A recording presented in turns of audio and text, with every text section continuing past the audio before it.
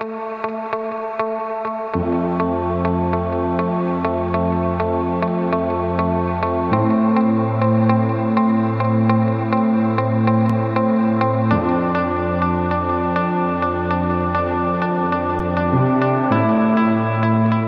a les mêmes savoirs, les mêmes compétences, les mêmes qualités qu'une entreprise dite ordinaire. À ceci près que notre objectif est d'embaucher et donner du travail à des personnes en situation de handicap que l'on forme. Alain qui est là a voulu faire de la mécano-soudure. On fait un test d'aptitude pour savoir au niveau de la formation combien de temps ça va durer. J'avais déjà touché un peu à la soudure, mais j'avais pas assez d'expérience derrière, donc c'était l'occasion pour moi de me lancer là-dedans.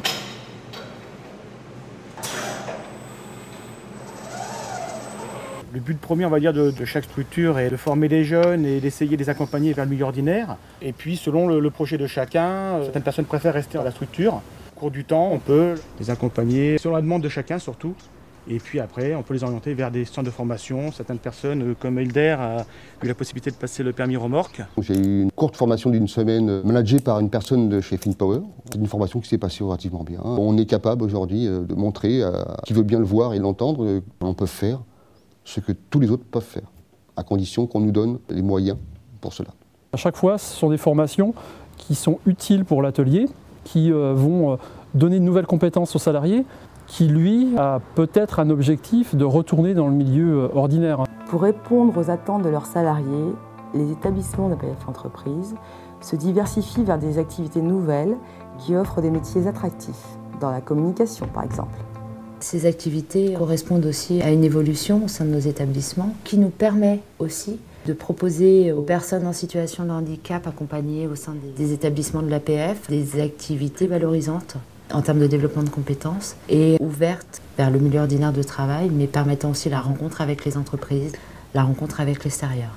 Cette intégration en milieu ordinaire peut prendre plusieurs formes, de la prestation de ses clients sur site à l'embauche comme salarié. Le partenariat que nous avons mis en place avec l'entreprise Herta sous la forme d'une mise à disposition de travailleurs handicapés est une réussite. C'est une véritable passerelle vers le milieu ordinaire.